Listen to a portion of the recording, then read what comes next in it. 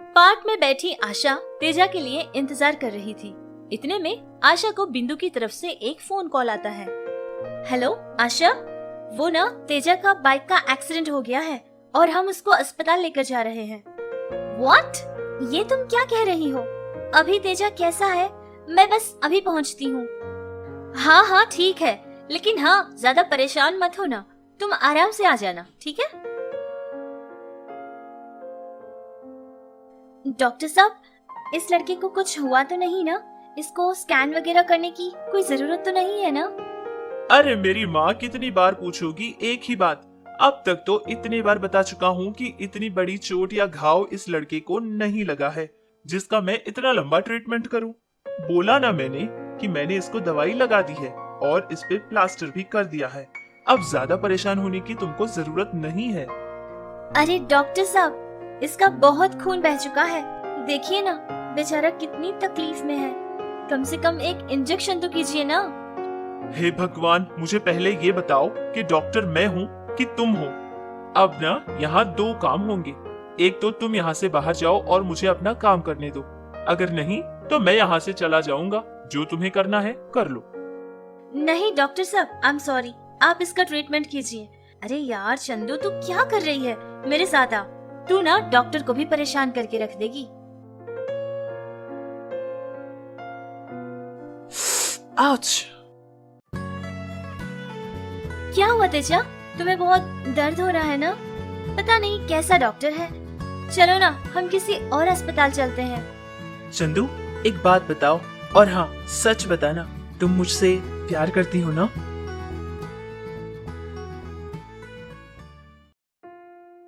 तेजा,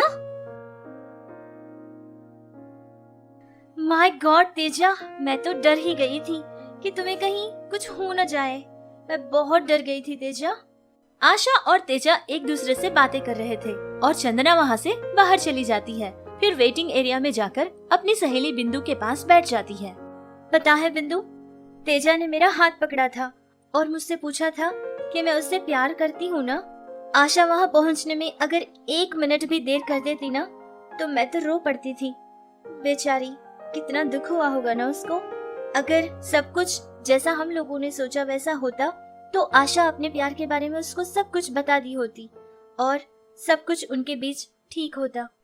मैंने तो पार्क में सारी तैयारी कर ली थी कि किस तरह इन दोनों के बीच मैं गड़बड़ी पैदा कर सकूं, लेकिन अचानक से इस तरह से तेजा का एक्सीडेंट होना, ये देखकर तो मुझे लग रहा है कि आशा का प्यार पूरा होना मुझे ही नहीं बल्कि उस भगवान को भी पसंद नहीं है। मैंने सोचा कि मेरी सहेली का प्यार उसको मिल जाए, लेकिन पता नहीं ये गड़बड़ी कैसे हो रही है। अब मैं इन दोनों के बीच कुछ नहीं करूंगी, क्योंकि ये सारा खेल जीत और हार का नहीं है बल्कि दिलों का खेल है। अब मैं इसके बीच और कुछ नहीं करूंगी, जो भी होगा भगवान ही करेगा।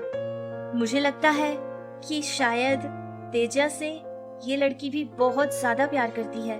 अब मैं ऐसा कुछ काम करूंगी जिससे सच्चा प्यार उनको नहीं मिलेगा तो ये तो मुझसे बहुत बड़ा पाप हो जाएगा। मैं ऐसा कुछ नहीं करूंगी। अब जो कुछ भी होगा सब भगवान के हाथ में होगा। अरे क्या हुआ? तुम कुछ बोल क्यों नहीं रही हो? वो कुछ नहीं चंदना, चलो ना हम यहाँ से चलते हैं। फिर सारे लोग मिलकर वहाँ से बिंदु की कार में अपने अपने घर चले जाते हैं और कार में भी आशा तेजा के पास ही बैठी थी। वैसे आशा, तुम मुझसे कुछ कहना चाहती थी ना? हाँ, वो सब ना हम फिर कभी बातें करेंगे। पहले तुम जल्दी से जल्दी ठीक हो जाओ, फिर हम ढेर सारी बातें करेंगे। इस तरह तेजा अपने काम से 4 दिन की छुट्टी ले लेता है और घर में आराम कर रहा होता है। एक दिन की बात है कि श्रीदेवी तेजा से मिलने के लिए उसके घर पहुंच जाती है। अरे आंटी जी, आप आइए आइए। वैसे आपने क्यों मेहनत की?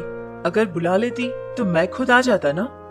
अरे नहीं नहीं बेटा, मैंने बिल्कुल परेशानी नहीं उठाई। मैंने सोचा कि तुमसे मिल भी लूं और तुमसे मुझे एक बात करनी है। जी आंटी, कहिए ना। हमारी आशा के बारे में तुम्हारा क्या ख्याल है? क्या वो तुम्हें कभी परेशान करती है? ऐसा कुछ नहीं है आंटी, मेरी बहुत अच्छी फ्रेंड है आशा, और आपको पता है उसकी बातों को मैं बहुत एंजॉय करता हूँ। बहुत ही ब्रेव और स्ट्रॉन्ग है आपकी बेटी। और चंदना, उसके बारे में तुम्हारा क्या ख्याल है?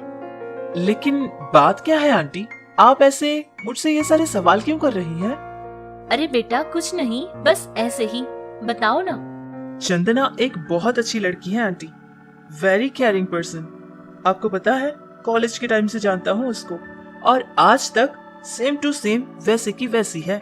उसका कैरेक्टर, उसका लोगों को पसंद करना, उसका attitude, she is very special for me. Special? ये स्पेशल का क्या मतलब है? क्या तुम मुझसे प्यार करते हो? जी आंटी, मैं उसको बहुत पसंद करता हूँ। कॉलेज के टाइम में उसको मैंने प्रपोज किया था, और आज तक बस मैं उसके हाँ का इंतजार कर रहा हूँ। इनफैक्ट आपको पता है, मैं उसी के लिए यहाँ वापस आया हूँ। हाँ तेजा, ये मैं जानती हूँ, और जो बात तुम नहीं जानते हो वही बताने के लिए आई हूँ। तुम चंदना से प्यार करते हो, और आशा तुमसे। तुम चंदना के लिए इंडिया आ गए थे, और आशा तुम्हारे लिए ऑस्ट्रेलिया गई थी।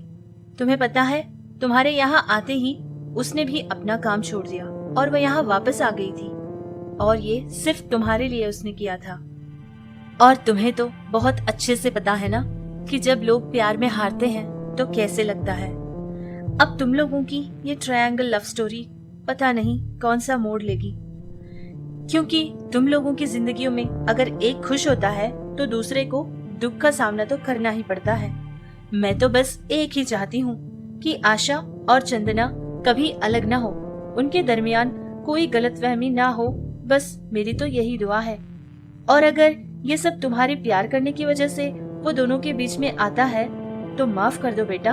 तुम मुझसे शायद बहुत छोटे हो, लेकिन फिर भी तुम्हारे आगे हाथ जोड़ती हूँ। प्लीज बेटा, मुझे बिल्कुल गलत मत समझना। तुम उन लोगों की जिंदगी से चले जाओ और किसी और लड़के से शादी कर लो। अगर तुम ऐसा करोगे वो लोग तुम्हें भूल जाएंगी। वो लोग? हाँ वही, मेरा मतलब आशा तुम्हें भूल जाएगी। ठीक है आंटी, जैसा आप चाहती है वैसा ही होगा। आप इसके बारे में सोचना बंद कर दीजिए। जितना दूर हो सके मैं आप लोगों की जिंदगी से उतनी दूर चला जाऊंगा। तेजा का ये जवाब सुनकर श्रीदेवी को थोड़ी तसल्ली तो मिल गई थी, क्योंकि अब उसको ये लगने लगा था कि अगर वो चंदना के बारे में तेजा से कहेगी तो इनकी परेशानियां और बढ़ जाएगी। इसीलिए उसने ऐसा कदम उठाया था और तेजा का दिल दुखाया था। लेकिन फिर भी श्रीदेवी को ये ठीक लगने लगा, क्योंकि अगर असली बात तेजा को पता चल जाएगी तो उन लोगों के दरमियान गलतफहमियां बढ़ सकती है। क्योंकि श्रीदेवी तो हमेशा से ही यही चाहती थी कि चंदना और आशा कभी एक दूसरे से दूर न हो, बस इसीलिए उसने ऐसा कदम उठाया था। इस बेचारी भोली सी माँ को इन बेटियों की फिक्र तो जरूर थी, लेकिन दिल और दिल में भरा प्यार क्या होता है ये उसने पहचानने की कभी कोशिश ही नहीं की थी। इस तरह कुछ समय बीत गया था।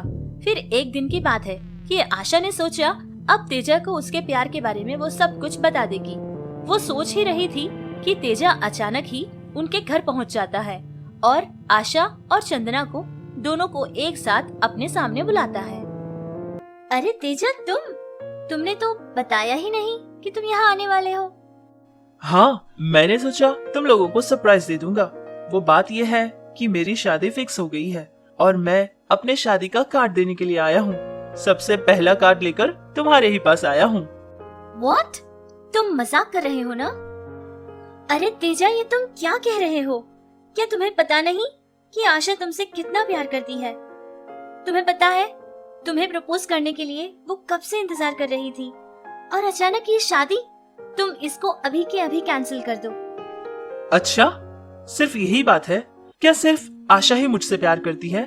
क्यों चंदना, तुम मुझसे प्यार नहीं करती? अरे तेजा, ये तुम कैसी बकवास कर रहे हो? मैं तुमको पसंद करती हूँ। ये मैंने तुमसे कब कहा? मैंने तुमसे कभी कहा क्या कि मैं तुमसे प्यार करती हूँ? बेकार में ही ये सारी बातें कहकर तुम आशा का दिल दुखा रहे हो। अच्छा, इतने दिनों से जो तुमने मेरा दिल दुखाया और खुद को भी तकलीफ दी, उसका क्या चंदना? Stop it Teja. ये सारी बातें सुनकर आशा भागती हुई अपने कमरे के अंदर चली जाती है।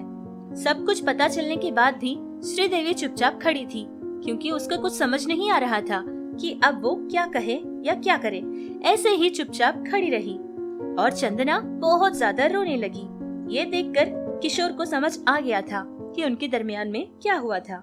फिर अपनी बेटी को ऐसे रोता हुआ देख बहुत ही जोर से चिल्लाता हुआ तेजा से कहता है कि वो अभी के अभी उसके घर से बाहर चले जाए, और तेजा भी वहाँ से चला जाता है। चंदना को इस बात से बहुत दुख था कि इतने दिनों से अंदर ही अंदर छुपाया हुआ प्यार उसका इस तरह से बाहर आया था। इस बात की खुशी के बजाय इसको बहुत ज्यादा दुख हुआ था, क्योंकि ये बात बाहर तो आई थी लेकिन दोनों बहनों के दरमियान ये तूफान बनकर आ गया था, जिसके बारे में उसको कम से कम अंदाजा भी नहीं था।